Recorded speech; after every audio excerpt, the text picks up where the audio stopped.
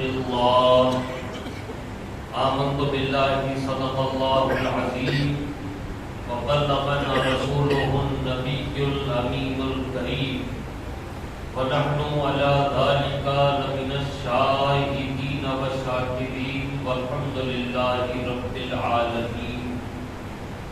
بندہ پروردگارم امت احمد نبی دوست دار چار یارم تابع اولاد علی مذہب حنفیہ دارم ملت حضرت خلیل خاک پائے غوث اعظم زیر سایہ ہر ولی. حضرات گرامی،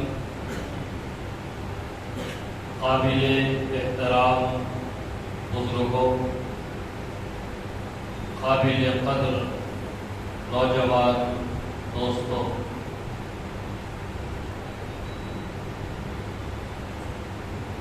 آج چند موضوعات لے کر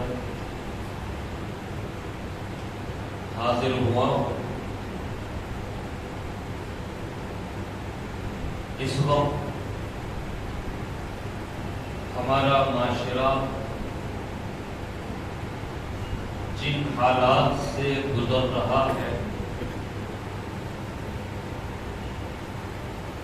وہ کسی سے چھپے ہوئے نہیں ہیں.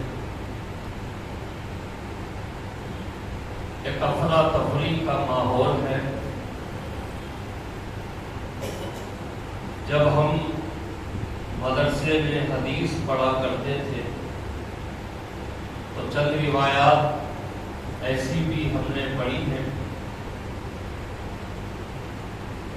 قیامت کے حوالے سے. قیامت کا دن ہوگا، حشر کا میدان ہوگا، نفسا نفسی کا عالم ہوگا. اب وہ نفسا نفسی کے عالم کی تشریح اس طرح ہوئی کہ سب کو اپنی پڑی ہوگی. وہ باپ جو اپنی اولاد کے لیے خون پسینہ ایک کیا کرتا تھا، وہ ماں جس نے اپنے خون سے دودھ بنا کر بچے کو پالا پوسا، وہ ماں باپ بھی اپنے بچے کو پہچاننے سے انکار کر دیں. یہ قیامت کے دن کی ہولناکیاں ہیں. ماں باپ اگر اپنی اولاد کو پہچان کر ان کے پاس آئیں گے اور دہائی دیں گے، اپنے احسانات یاد دلائیں گے، تب بھی وہ اولاد اپنے ماں باپ کو پہچاننے سے انکار کر دے گی. سب کو اپنی پڑی ہوگی کہ ہمارا کیا ہوگا، ہمارا کیا ہوگا، ہمارا کیسے ہوگا، ہمارا حشر کس کے ساتھ ہوگا، ہمارا حشر کہاں ہوگا، جنت میں جائیں گے یا جہنم میں جائیں گے. سب کو ہول و گھبراہٹ ہوگی. یہ جو نفسا نفسی کا عالم ہے، بلا مبالغہ موجودہ حالات میں ہمارا معاشرہ انہی معاملات میں اور اسی انداز سے گزر رہا ہے. جس موضوع پر میں آپ حضرات کے گزار چند باتیں کرنا چاہتا ہوں وہ موضوع ہے قتل اور خودکشی. عزیزان گرامی، ہم مسلمان ہیں. بحیثیت مسلمان ہمارا اس بات پر ایمان ہے کہ نہ دنیا میں آنا ہماری مرضی سے ہے، نہ دنیا سے جانا ہمارا اختیار ہے. ہماری زندگی کا مالک حقیقی بھی اللہ ہے، ہماری موت کا مالک بھی اللہ تعالیٰ ہے، اللہ سبحانہ و تعالیٰ ہے. کوئی اپنی مرضی سے دنیا میں نہیں آتا، نہ کوئی کسی کو اپنی مرضی سے جانے کا اختیار ہے. عزیزان گرامی، یہ اسلامی تعلیمات ہیں. ایک انسانی جان کی اہمیت قرآن و حدیث سے واضح ہے کہ ایک انسان کا قتل پوری انسانیت کا قتل ہے. ایک انسان کا قتل پوری انسانیت کا زوال ہے. اب اس میں قتل دو طرح کا ہے. ایک کہ آپ کسی کی جان لے لیں تو جو جان لے وہ قاتل ہوگا، جس کی جان گئی وہ مقتول ہوگا، اور جان لینے کا جو عمل ہے وہ قتل کہلائے گا. اور ایک اور قسم کا قتل ہے کسی اور کو نہیں مارتے، خود اپنی جان دے دیتے. عزیزان گرامی یہ بھی قتل ہے. اور یہ دونوں قتل جو ہیں اس طرح کے عمل اس وقت پیش آتے ہیں جب انسان اللہ سبحانہ و تعالی کی رحمت سے مایوس ہو جاتا ہے. قتل جو ہوتا ہے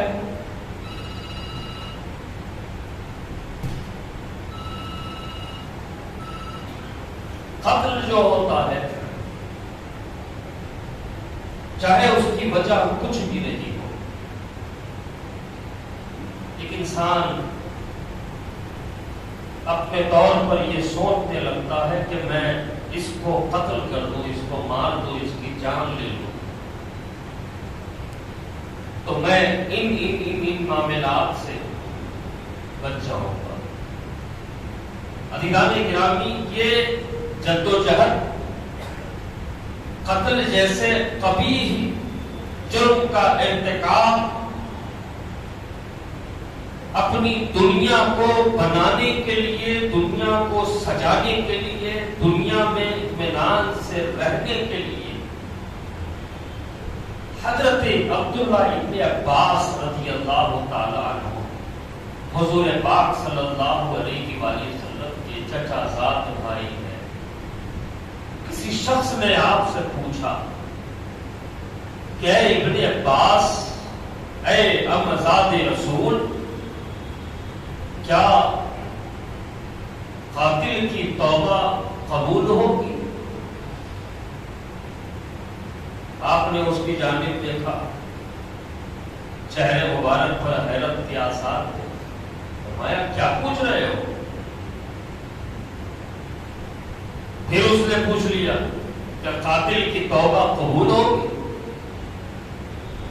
روایت میں آیا کہ 3 مرتبہ اس شخص نے سوال کیا اور 3 مرتبہ بھی حضرت عبداللہ ابن عباس رضی اللہ تعالی عنہما نے اس کی جانب دیکھا اور اس کو یہی کہا کہ کیا سوال کر رہے ہو؟ 3 مرتبہ سوال ہو گیا، 3 مرتبہ آپ نے جواب دے دیا. تو پھر حضرت عبداللہ ابن عباس رضی اللہ تعالی عنہما فرماتے سنو، رسول اللہ صلی اللہ علیہ وآلہ وسلم کو فرماتے ہوئے میں نے سنا ہے کہ قیامت کا دن ہوگا، حشر کا میدان ہوگا، ایک شخص اپنا ہی سر ایک ہاتھ میں لیے ہوئے، اس کی شہرت سے خون بہ رہا ہے، اور دوسرے ہاتھ میں ایک شخص کا گریبان ہے، گلا ہے. عرش کے پاس پہنچے گا، اللہ سبحانہ و تعالیٰ اس بندے سے پوچھے گا کیا بات ہے؟ تو یہ بندہ عرض کرے گا مولا اس نے دنیا میں مجھے قتل کیا تھا.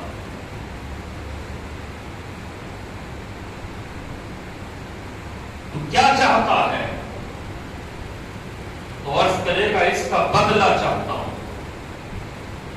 تو اللہ سبحانہ و تعالی اس قتل کرنے والے سے ارشاد فرمائے گا تو نے قتل کیا؟ اس نے کہا ہاں قتل تو مجھ سے ہوا. تو اللہ فرمائے گا تو ہلاک ہو گیا اور اس کو جہنم کی طرف بھیج دیا جائے گا. عزیزان گرامی یہ روایت کیا بتاتی ہے؟ یہ روایت بتاتی ہے کہ قتل کا بدلہ سوائے جہنم کے کچھ نہیں ہے۔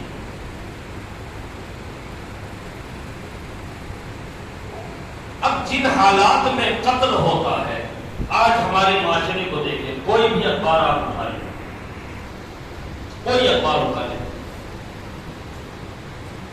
کم از کم ایک قتل کی واردات کا احوال اخبار میں موجود ہوتا ہے۔ قتل ہونے والا کون؟ کلمہ ہو۔ قتل کرنے والا کون؟ کلمہ ہو۔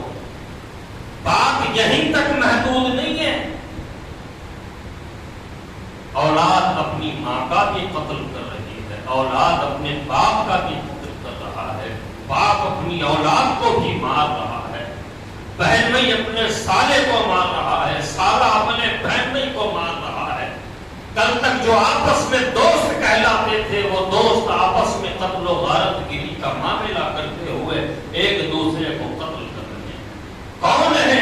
کلمہ کو ہے، کلمہ پڑھنے والے۔ عزیزان گرامی، اس بات پر ایمان رکھنے والے ہیں کہ زندگی اور موت کا مالک کی حقیقی اللہ تعالیٰ ہے، اس کے باوجود قتل جیسا قبیح جرم جس کا بدلہ صرف جہنم ہے، اور قتل دراصل جہنم کی طرف لے جانے والا راستہ ہے، اس راستے پر بلا تکلف چلتے ہیں۔ اور یہ جو واقعات میں اضافہ ہو رہا ہے، اس میں ماحول کا بھی بڑا عمل ہے۔ دیکھا جا رہا ہے کہ عام آدمی کی اپنے حلقے میں اتنی عزت نہیں ہے، اس کو بزدل کہا جاتا ہے، اس کو بزدلی کا تانا دیا جاتا ہے، اس کو نکما کہا جاتا ہے، اس سے ڈرپوک کہا جاتا ہے۔ لیکن عزیزان گرامی کو قتل کر کے 3-4 مہینے جیل گزار کر آ جائے، اب ہیبت میں ہی صحیح، ڈر کر ہی صحیح، لیکن اس کی عزت کی، اس کو اپنے درمیان ایک مرد تصور کیا جاتا ہے۔ یہ ہمارے ماحول کا عمل دخل بھی ان وارداتوں کے اضافے کا باعث ہے۔ ہونا تو یہ چاہیے کہ اس نے گناہ کیا، گناہ بھی ایسا کیا کہ جان کا مالک کی حقیقی تو اللہ ہے، اور اس نے تصرف کیا اس میں۔ یہ کتنا بڑا گنہگار ہے۔ ہونا تو یہ چاہیے کہ نہ اس کو سلام کیا جائے، نہ اس کی تعظیم کے لیے اٹھا جائے، نہ اس کو اپنی محفلوں میں بیٹھنے دیا جائے، نہ اس کی اپنی محفلوں میں بلایا جائے، نہ اس کی محفلوں میں جایا جائے، نہیں، پذیرائی ہوتی ہے، استقبال ہوتا ہے۔ پھر وہ قتل کرے نہ کرے، لیکن اس کو دیکھ کر متاثر ہو کر دوسرے بھی ایسے ہی مرد بننے کی کوشش میں اپنے ہاتھوں سے انسانوں کا قتل کرتے ہیں۔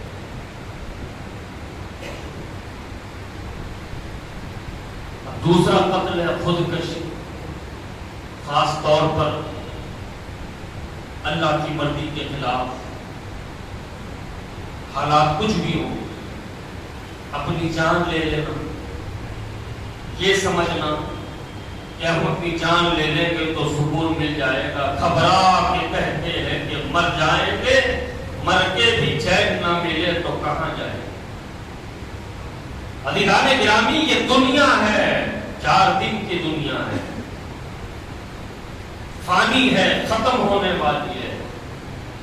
اصل زندگی تو موت کے بعد شروع ہوتی ہے۔ جو زندگی ختم ہوتی ہے اس میں مایوس ہو کر، اس سے گھبرا کر، اس سے ڈر کر پیغمبروں کو دیکھیں، اللہ کے رسولوں کو دیکھیں، اللہ کے نبیوں کو دیکھیں، کن کن آزمائش سے وہ گزرتے ہیں۔ حضرت ایوب علیہ السلام اللہ کے پیغمبر ہیں، جلیل القدر پیغمبر، اللہ تعالیٰ نے آپ کا امتحان لیا اور آپ نے صبر و استقامت کی ایک بڑی مثال قائم کر دی کہ 30 سال کا عرصہ آپ کا جس میں مبارک زخموں سے چور رہا، لیکن اللہ کی بارگاہ میں گلہ نہیں کیا، اللہ کی بارگاہ میں کوئی شکوہ نہیں رکھا، نہ اللہ کی رحمت سے مایوس ہوئے۔ حضرت یوسف علیہ السلام کو بھائیوں نے کنویں میں ڈال دیا، حضرت ابراہیم علیہ السلام کو نمرود کی آگ میں ڈالا گیا۔ آپ دیکھیں ہر پیغمبر کے ساتھ ایسے معاملات پیش آئے۔ خود ہمارے آقا و مولا نبی پاک صلی اللہ علیہ وآلہ وسلم اعلان نبوت فرماتے ہیں، اظہار نبوت فرماتے ہیں، تو کل تک جو امین اور صادق کہا کرتے تھے وہ بھی میرے آقا صلی اللہ علیہ وسلم کی مخالفت پر کمر بستہ، اپنے بھی پلائے ہو جاتے ہیں، اپنا وطن بھی میرے آقا چھوڑتے ہیں، مدینہ طیبہ کو ہجرت کرنا۔ کن کن مصائب کا میرے آقا کو سامنا رہا، لیکن لا تقنطوا من رحمت اللہ، اللہ کی رحمت سے مایوس نہ ہونا، یہ اللہ سبحانہ و تعالیٰ کی تسلی۔ یہ آزمائش، یہ امتحان کی جو گھڑیاں ہوتی ہیں وہ گزر جاتی ہیں۔ اب حالات کی وجہ سے خاص طور پر یہ کورونا وائرس کا یہ 2 سال سے جو چکر چلا ہوا ہے، اس میں کوئی بھی آپ نظام لے لیں، تعلیمی نظام کو لے لیں، آپ کاروباری نظام کو لے لیں، ملازمت کے معاملات کو لے لیں، سارا کا سارا معاملہ کولیپس ہو کے رہ گیا۔ کوئی روزگار سے وابستہ ہے تو اس کو شام تک بھی یہ یقین نہیں ہے کہ یہ روزگار کل کے لیے بچے گا یا نہیں بچے گا۔ جو کاروباری حضرات ہیں ان کے دل سے پوچھئے کیا کن حالات سے وہ گزر رہے ہیں۔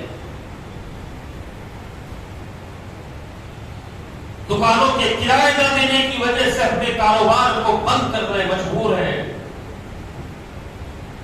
اور ان حالات میں کچھ غیر ذمہ دار لوگ ایسے بھی ہیں جو حالات سے گھبرا کر اپنی جان دے رہے ہیں۔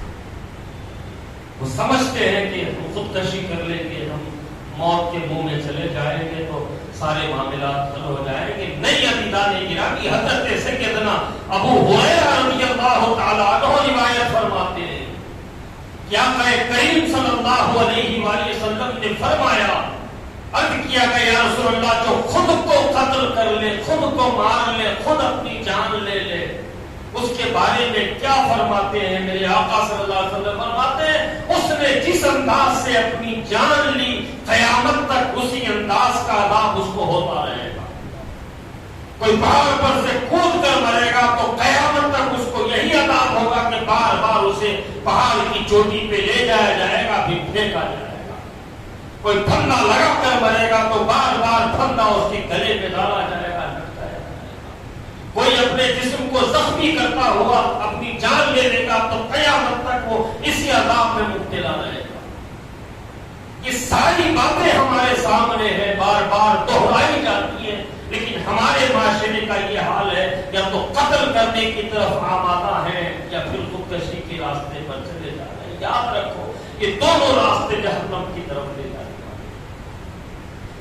فانی دنیا سے گھبرا کر عزیزان گرامی اپنی جان لے کر اس دنیا میں داخل ہو جاتے ہیں جو دنیا قیامت تک آباد رہنے والی، جو زندگی قیامت تک چلنے والی ہے، اس زندگی میں بندہ داخل ہو جاتا ہے۔ یہاں اگر ہمیں کوئی تکلیف ہوگی، ہمارا کوئی دوست ہماری مدد کر دے گا، کوئی ہمارا بھائی ہماری مدد کر دے گا، ہمارے خاندان کے بزرگ، ہمارے خاندان کے چھوٹے دوست، احباب، پڑوسی، کوئی بھی ہماری مدد کر سکتا ہے، لیکن اس دنیا سے گھبرا کر اپنی جان لے کر ہم جب اس زندگی میں داخل ہو جاتے ہیں تو کوئی وہاں مدد کے لیے موجود نہیں، اور اس کی مدد بھی کیا کرے گا جو اللہ کی رحمت سے مایوس ہو کر ادھر آیا۔ اللہ کی تسلی کی طرف اس نے توجہ ہی نہ دی، لا تقنطوا من رحمت اللہ، اللہ نے صدا نہ دی کہ اللہ کی رحمت سے مایوس نہ ہونا، اور وہ اللہ کی رحمت سے مایوس ہو کر وہ زندگی میں داخل ہوتا ہے تو کوئی پوچھنے والا بھی ہے تو اسے پوچھے گا نہیں ملتا۔ قتل ہو یا خودکشی ہو، یہ جہنم کے راستے ہیں۔ عزیزان گرامی، قاتل ہو، قتل کرنے کا ارادہ رکھتا ہو، اس کی بھی کاؤنسلنگ کی جاتی ہے۔ جو خودکشی کا، اچھا خودکشی کوئی بڑا کام نہیں ہے، چند سیکنڈ میں فیصلہ ہوتا ہے، اور وہ چند سیکنڈ میں تھوڑا بہت ہاتھ کام گیا، پھر وہ اس کو ڈھکیلا بھی جائے تو واپس آ جائے گا۔ ایک شیطانی ورغلہ ہوتا ہے چند سیکنڈ کا کام، لیکن ان لمحات میں اگر ہم ان پیغمبروں کو یاد کر لیں جنہوں نے مصائب و مشکلات کا سامنا کیا، بظاہر دنیا ان کے وجود کی برکت سے چل رہی ہے، لیکن بظاہر دنیا ہی ان پر کم کر دی گئی، ایسے حال میں بھی وہ کس انداز میں آگے بڑھتے رہے، اس انداز میں وہ اللہ کے شکر گزار رہے۔ اگر ان واقعات کو، ان حالات کو، اور میں بتاؤں قتل کرنا ہو یا خودکشی کرنا ہو، یہ سب کا سب سے اہم ترین وجہ جو ہے وہ علم سے دوری ہے، دین سے ناواقفیت ہے۔ دین کیا چاہتا ہے، دین کیسا انسان کو بنانا چاہتا ہے، وہ جانتے ہی نہیں۔ نتیجے میں ایسے واقعات رونما ہو جاتے ہیں کہ سارے معاشرے کے لیے شرمندگی کا باعث ہوتا ہے۔ عزیزان گرامی، قتل کرنا، میں اکثر عرض کرتا ہوں کہ اللہ آپ کو، ہم کو اس بڑے گناہ کبیرہ سے محفوظ اور معمول رکھے، ہماری نسلوں کو محفوظ رکھے۔ عزیزان گرامی، کوئی کسی کا قتل کرتا ہے تو وہ یہ سوچتا ہے کہ میں نے اس کا قتل کر دیا، میں تو سکون میں آ گیا، لیکن عزیزان گرامی جس کا قتل ہوا ہے وہ بھی تو کسی کا بیٹا ہے، وہ بھی تو کسی کا بھائی ہے، وہ بھی تو کسی کا شوہر ہے، وہ بھی تو کسی کا باپ ہے، وہ بھی تو کسی کا کچھ لگتا ہے۔ تھوڑے سے سکون کی خاطر کوئی کسی کا قتل کر دیتا ہے۔ عزیزان گرامی، قتل ہونے والا تو ایک جھٹکے میں دنیا سے گیا، لیکن عزیزان گرامی اس کے گھر والے، اس کے عزیز و اقارب تو روزانہ قتل ہوتے ہیں۔ اگر وہ مقتول قتل ہونے والا اپنے بوڑھے ماں باپ کا سہارا تھا، قتل ہونے والا قتل ہو گیا، قاتل ذمہ دار ہو گیا کہ بوڑھے ماں باپ کا سہارا اس نے چھین لیا۔ ہر لمحہ اس کی یاد آئے، اور جب یاد آئے گی تو جو دعا نکلے گی وہ عرش تک پہنچے گی، پھر قاتل کون سا سکون دیکھ پائے گا۔ اور یہ ہمارے اپنے شہر میں دیکھیں، جتنے قتل کرنے والے لوگ ہیں وہ بھی کسی نہ کسی کے ہاتھوں سے قتل ہوتا ہے۔ خودکشی کرنے والے بھی یہ سوچ لیں کیا فائدہ ہے، خود تو بظاہر دنیا سے بڑے ہاتھ جھٹک کے پرسکون انداز میں نکل گئے، اب جو عذاب ہوگا تو ہوگا، لیکن ان کے مرنے کی وجہ سے ان کے متعلقین، ان پر بھروسہ رکھنے والے، ان پر اعتماد کرنے والوں کے ساتھ انہوں نے کتنا بڑا دھوکہ دیا۔ وہ ماں باپ جنہوں نے بچپن سے اس کو پالا پوسا، عزیزان گرامی، صرف پھانسی لے لینا ہی خودکشی نہیں ہے، زہر کھا لینا ہی خودکشی نہیں ہے، ٹرین کی پٹریوں میں سو جانا ہی خودکشی کا ذریعہ نہیں ہے، بلکہ یہ جو آج کے نوجوان بے دھڑک روڈوں پر، سڑکوں پر جو گاڑیاں لے کر جس انداز میں، واہیات انداز میں بھگاتے ہوئے نکلتے ہیں، یہ بھی تو خودکشی کا راستہ ہے، یہ بھی تو ایک قسم کی خودکشی ہے۔ زندگی آپ کے نزدیک اتنی بے قیمت ہو گئی کہ آگے کس موڑ پر موت کا پنجہ آ کر دبوچ لے، اس بات کی آپ کو فکر نہیں ہے۔ عزیزان گرامی، یہ اسلام ہے، مرنے کی تمنا سے بھی منع کرتا ہے۔ آپ یہ دعا نہیں کر سکتے اللہ مجھے موت دے دے، اللہ مجھے موت دے دے۔ ایک بڑی پیاری بات میں نے پڑھی تھی جو ذہن کے خانے میں محفوظ رہ گئی۔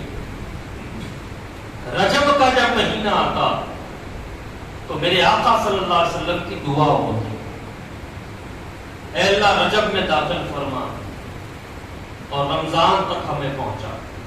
بظاہر ایک دعا ہے جو رجب کے چاند دیکھ کر ہم آپ پڑھتے ہیں، اللہ کی بارگاہ میں عرض کرتے ہیں، لیکن اگر اس کی گہرائی میں جائیں، اس پر غور کریں تو اندازہ ہوگا۔ اندازہ کیا ہے؟ اے اللہ رجب میں داخل فرما، شعبان اور رمضان سے ہمیں گرا۔ یہ دعا کا مطلب اگر ہم سمجھیں تو اے اللہ رمضان تک والی زندگی مجھے عطا فرما. لمبی عمر کے لیے دعا کرنا یہ خود میرے آقا کریم صلی اللہ علیہ وآلہ وسلم کی سنت مبارکہ. کیوں؟ شعبان ہوگا. ام المومنین سید عائشہ صدیقہ رضی اللہ تعالی عنہ فرماتی ہیں، اماں جان فرماتی ہیں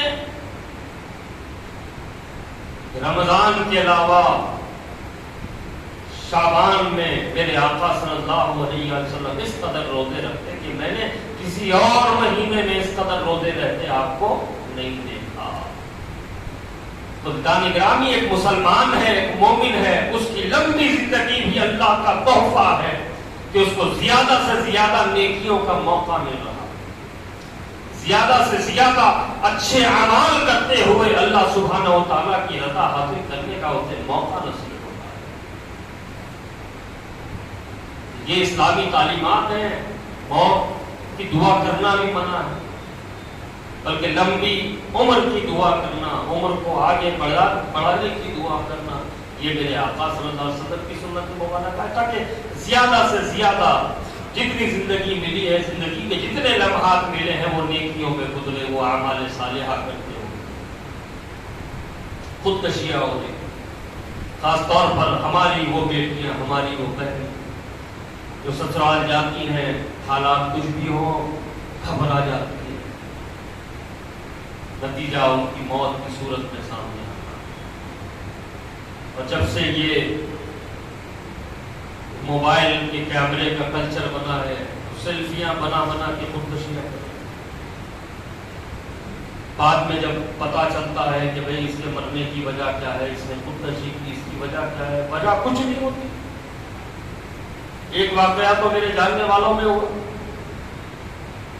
شادی کے 15 دن نہیں ہوئے، کیونکہ حالات شادیاں اس طرح ہوتی ہیں کہ خردوں میں دلہن والے ہو یا دلہا والا ہو پردے میں ڈوب جاتے ہیں. ولیمہ آنے تک ان کو سمجھ کے نہیں آتا. آخر میں بعض کے گھروں پر سپلائی کمپنی والے پھرتے نظر آتے ہیں، بعض کے گھروں پر لائٹ والے پھرتے نظر آتے ہیں، بعض گھروں پر پھول والے پھرتے نظر آتے ہیں کہ بھئی ہم سب ہو گیا، اب ہمارے پیسے دے دو، لیکن اتنے پیسے کی شادی کو شادی کرنا چاہیے، لیکن شادی کو اتنے تم تراق سے کرتے ہیں کہ وہ بیچارے جو نواب جن کی حقیقی زندگیاں دولت کے ریل پیل میں گزرتی وہ بھی شرمندہ ہوتے ہوں. اتنا سب ہوتے ہوئے یار اتنا نہیں کر سکتے ہم جتنا یہ لوگ کیے جاتے. 15 دن ہوا، جا کے بیٹھ گئی گھر میں. وجہ کیا ہے؟ بولے وہ موبائل دلانے کی ضد کر رہی. 15 دن گزرے، 20 دن گزرے، جمعیوں کا جو پیریڈ ہوتا ہے وہ بھی ختم ہو گیا، لیکن آنے کا نام نہیں. بولے موبائل نہیں دلایا. وہ بیچارہ ادھر سے ادھر سے کر کے ایک موبائل خریدتے لے گیا، لیکن بیگم کو اتنا غصہ تھا کہ اتنے دنوں کے بعد اتنی چھوٹی سی آدمی. وہ بیچارہ موبائل دیا، سمجھایا، منایا، اپنے گھر کو آیا. انہیں گھر کو آتے انہیں کئی ٹوائلٹ میں جا کے سیلفی بنائی اور موبائل آن کر کے اس کے سامنے موت کے منہ میں چلی. ایسے کئی واقعات. یہ صرف اور صرف اس کی وجہ علم دین سے ہوئی. ماں باپ اگر اپنی اولاد کو اللہ رسول کی تعلیمات سے واقف کروائیں، شریعت کے احکام سے واقف کروائیں، انسانی زندگی کے مقصد سے واقف کروائیں، تو ایسے واقعات رونما نہیں ہو سکتے. نہ کسی کا کوئی قتل کرے گا، نہ کوئی اپنی جان لے گا. اللہ سبحانہ و تعالیٰ اس لعنت سے ہمارے معاشرے کو محفوظ فرمائے، ہمارے معاشرے سے اس لعنت کو ختم فرمائے. اور کرامی 2-3 باتیں اور عرض کرتے اپنی بات کو میں ختم کروں. گزشتہ جمعہ بھی آپ حضرات کے درمیان حاضر نہیں ہو سکا.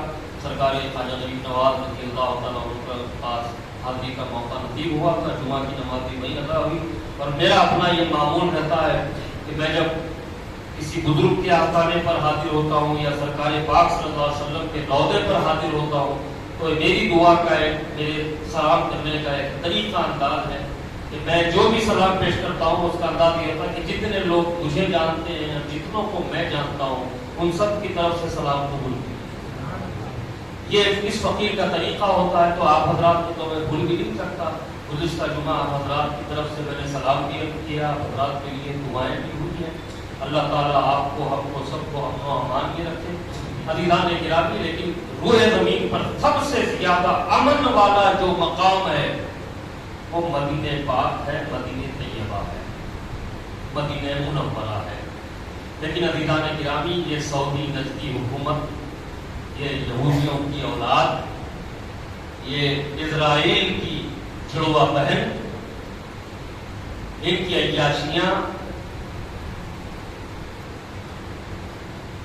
ان کی برائیاں اس قدر بڑھتی جا رہی ہیں کہ ابھی جیسا کہ سوشل میڈیا کے ذریعے بھی اطلاع یہ ہے کہ مدینہ پاک میں انہوں نے 10 سینما گھر کھولنے کا پلان بنایا۔ اب وہ ہم کبھی سعودی کے خلاف بولتے تھے، فوراً اہل حدیثوں کو تکلیف ہو جاتی، اللہ رسول کے احکامات پر عمل کرنے والے تو وہی لوگ ہیں، تو آپ پیسہ ان کے خلاف بولتے ہیں۔ اگر ویسا نہیں ہوتا تو کیا مکے میں ان کی حکومت ہوتی، مدینے میں ان کی حکومت؟ ہمیشہ یہی بات۔ اب ان اہل حدیث کو جواب دینا چاہیے کہ تمہارے ناجائز بات کر کیا رہے ہیں؟ مدینہ پاک امن والا مقام ہے، مدینہ پاک پاکیزہ مقام ہے کہ وہاں صرف آنکھیں ہی ادب سے نہیں جھکتی، دل بھی ادب سے جھک جایا کرتے ہیں۔ اس مقام پر تھیٹرز بنا کر کیا دنیا کو بتانا چاہتے ہیں؟ اس لیے تو ہم اپنی دعاؤں میں یہ بات شامل کرتے ہیں کہ اللہ مدینہ پاک سے، مکہ معظمہ سے ان سعودیوں کو، نجدیوں کو، اولاد یہود کو اللہ تعالیٰ نکال دے اور ان کو نیست و نابود کر دے۔